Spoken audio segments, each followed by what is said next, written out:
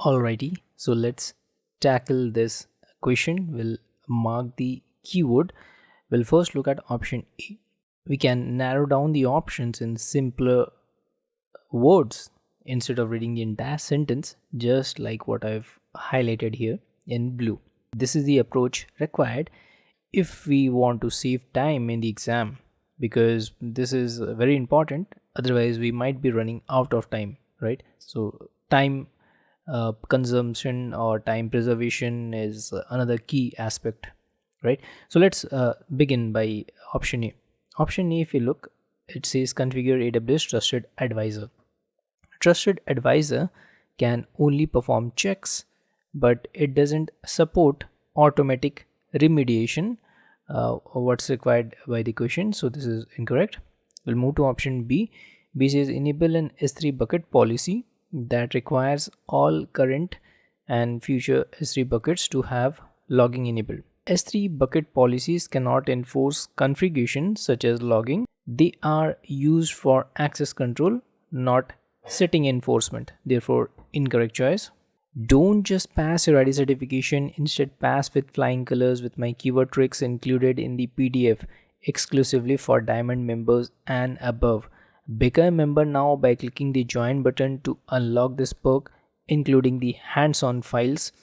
And please do connect and inbox me on LinkedIn at the rate of Cloud Guru Amit or Instagram at the rate of Amit Physique. I'll be glad to help you out with the PDF or hands-on files. Let's look at option C. Option C, if we see, it uses AWS Lambda function. Using Lambda function for remediation is valid but adds unnecessary complexity compared to the readily available Systems Manager runbook. That being said, option C is also incorrect. We'll move to option D. D says apply the S3 bucket logging enabled AWS config manage rules. This option uses the S3 bucket logging enabled AWS config rule with an automation runbook for remediation, providing an effective automated solution for enabling logging. Looks good. We'll log this as the right choice.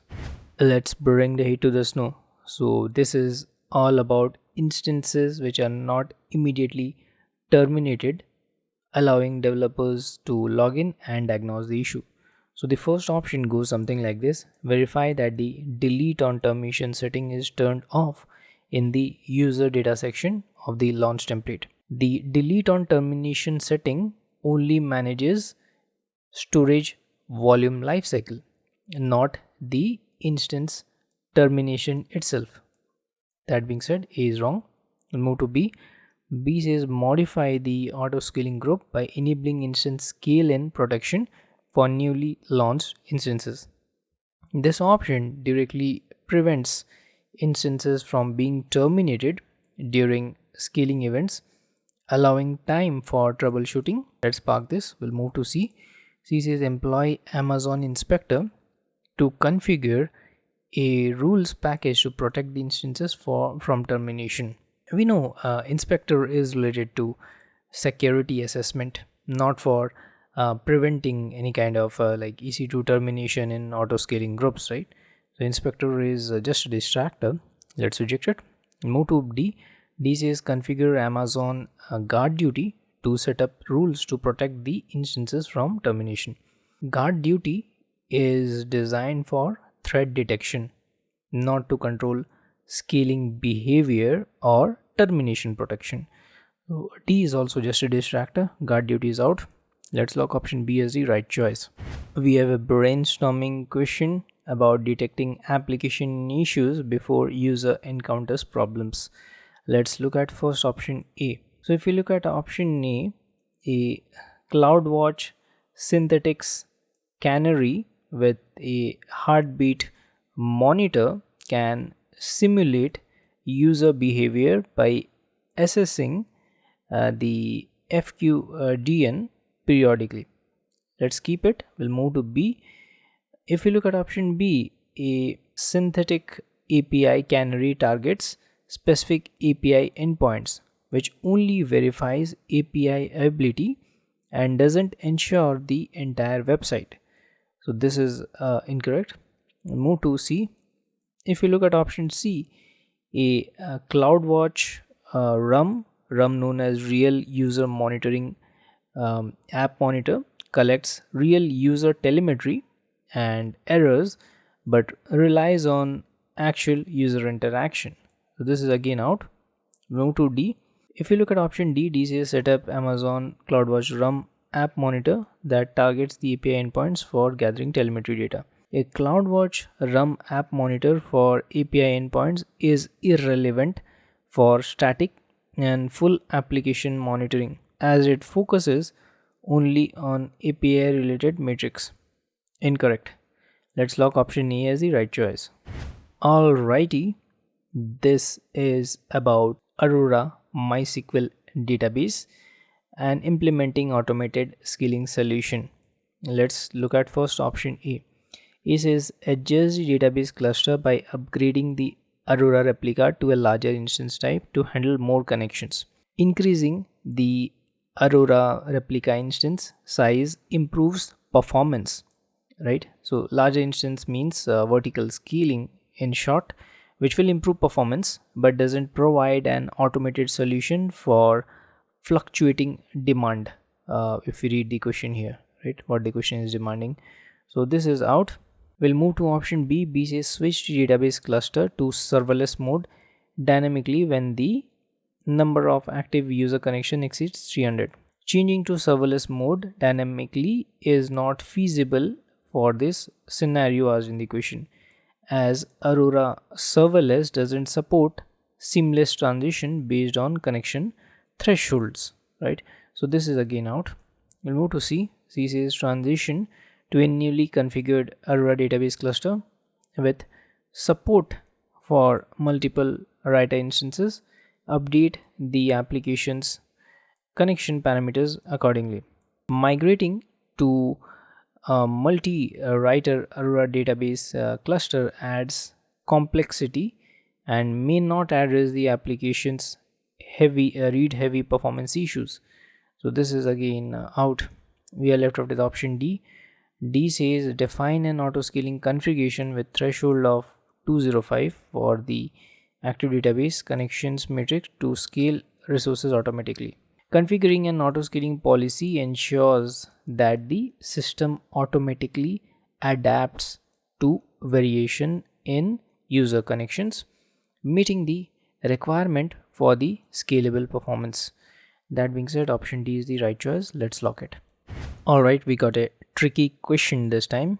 If you look at option A says the auto scaling group will provision 5 new compute units when the CPU threshold reaches 80%. This policy is ignored because the system defaults to the scaling policy with the larger impact, adding 10 instances. Incorrect choice. We'll move to option B. B says the auto scaling group will launch 10 additional virtual machine instances when the CPU utilization hits 80%. The policy adding 10 instances takes precedence as it has most significant scaling effect when the CPU threshold is reached. Easy way to remember: Amazon EC2 auto scaling chooses the policy which provides the largest capacity for both scale out and scale in. We'll keep it. We'll move to option C. C says the auto scaling group will scale out by 15 compute nodes upon reaching the CPU utilization threshold of 80%. Scaling policies don't combine their actions. Only the higher impact policy is executed. This is incorrect. We'll move to D. And D says the auto scaling group will not initiate scaling due to overlapping and conflicting scaling configuration. Conflicting scaling policies don't stop the scaling process. The system evaluates and applies the most impactful one. This is again wrong. We'll lock option B as the right answer. All right, now let's look at first option A. Option A says activate S3 accelerated transfer mode on the target Amazon S3 bucket. The S3 transfer acceleration is optimized for uploads across geographically distant location, not for instances in the same region. Let's reject it. We'll move to B. B says divide the S3 write operations into multiple parallel write operations using distinct bucket prefixes. Splitting or dividing the S3 write operations into multiple parallel operation with different bucket prefixes distributes the workload efficiently, improving the throughput performance, which is the goal of the equation. Looks good. Let's keep this. If you want to upskill your career, please search on Udemy Cloud Guru Amit, where we have tons of management as well as cybersecurity related courses which will help you boost your career and take your IT projects to the next level. Let's move to option C. C says set up AWS private connection for Amazon S3 and disable the encryption on the target bucket. AWS private connection improves private connectivity but doesn't address the application's throughput performance issue. Incorrect choice. We'll move to D. D says deploy AWS Global Accelerator and turn off encryption on the designated S3 bucket. AWS Global Accelerator optimizes global network performance for user traffic but does not improve throughput for S3 uploads within the same region. This is incorrect. Let's lock option B as the right choice. Okay, let's tackle a question which is related to CloudWatch memory matrix. We have EC2 instances as well in the question. Let's look at first option A. A says deploy an Amazon machine image, also known as AMI, that includes the CloudWatch agent. Installing the CloudWatch agent enables collection of memory matrix which are not available by default for EC2 instances. Let's keep it. We'll move to B. B says enable CloudWatch detailed monitoring. Detailed monitoring increases metric frequency but doesn't provide memory related data. So this is out. We'll move to C. C says activate instance metadata service version 2. Activating instance metadata service version 2 enhances metadata security but doesn't address memory utilization matrix, what we are looking for as per the question. So C is out. Let's move to option D. D says install an Amazon machine image AMI that is based on Amazon Linux. Using Amazon Linux based AMI does not provide memory matrix again. The CloudWatch agent is still required. That being said, let's reject it and lock option A containing CloudWatch agent as the right choice. Alrighty, so let's look at a question related to rotating IAM access keys. We'll first look at option A. If you look at option A, AWS config with a rule and systems manager automation runbook provides a fully automated, operationally efficient solution to identify and rotate IAM access keys for every 20 days as required by the question. Looks good. We'll keep it. We'll move to option B. If you look at option B, AWS Trusted Advisor can identify old IAM keys, old IAM access keys, but doesn't integrate with automation workflows for key rotation, which is another part of the puzzle as per the question, right? So therefore this is incorrect. Let's move to option C. If you look at option C, a script here, if you look, introduces manual effort and reliance on the EC2 instance, which is less efficient than AWS native automation, right? So C is out. We'll move to D. If you look at option D, it says build an AWS Lambda function. A Lambda function triggered by an event bridge rule doesn't track the key's age, adding unnecessary complexity once again, right? So this is again out. We'll lock option A as the right choice. Alright, let's tackle a question about no automated backups have been generated for the instance in the last month. How do we tackle as a SysOps administrator? This is a kind of real life question or problem which we might face in our project. Let's first look at option A. It says the backup storage Amazon S3 bucket has reached its storage capacity. This is suspicious because Amazon S3 storage limits doesn't restrict automated backups, right?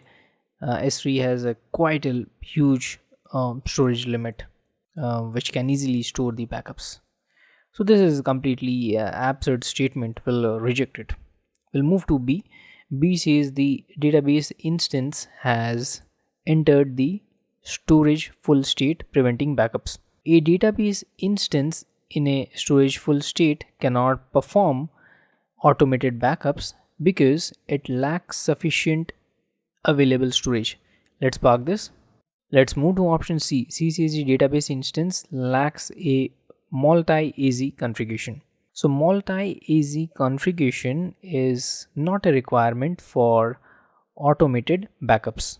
Multi-AZ we know offers high availability and failover support. The question is not about high availability in any way, right? So C is incorrect. We don't need multi-AZ configuration. We'll move to D. D says a backup retention period of 30 days is required for backups to occur. A 30-day retention period is unnecessary. Backups can be generated even with a shorter retention period like 5 days. What's required by the question. So we don't need to wait for so long. This is again just a distractor. Let's remove it and lock option B, storage full state, as the right choice.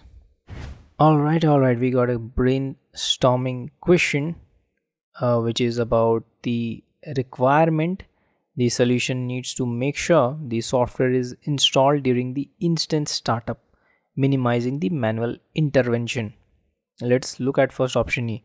E says set up AWS Systems Manager State Manager associations to install the necessary software during the initialization of the EC2 instances. AWS Systems Manager State Manager provides a scalable automated solution to configure instances during startup, meeting the requirement efficiently. We can keep this. We'll move to B. B, if we look, utilize the Amazon CloudWatch monitoring agent to track EC2 instance start events and deploy the required software.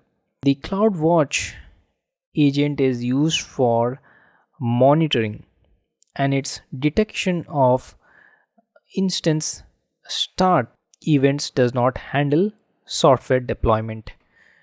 This is incorrect. We'll move to C. C says implement Amazon Inspector to recognize EC2 launch events and configure it to install software as a part of instance lifecycle hooks. We know Inspector focuses on identifying security vulnerabilities and is definitely related to EC2. And if you look at the question, it's not about identifying vulnerabilities, right? So we don't need Inspector. Inspector is out. We'll move to C. C says configure AWS Security Hub remediation task to ensure the software is deployed automatically when the EC2 instances are launched.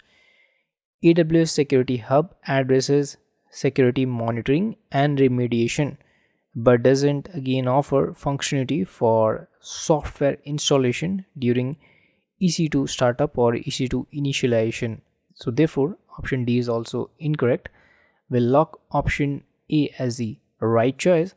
Please check out our Udemy courses by searching on Udemy Cloud Guru Amit, where you will find tons and tons of management as well as cybersecurity courses which are exclusive, which will help you to boost your IT career and take your career to next level. Also, please consider connecting me on LinkedIn @ Cloud Guru Amit or Instagram @ Amit Physique in case of any kind of difficulties or you need assistance. Thank you so much for watching this video. Let's meet in the next part of this series.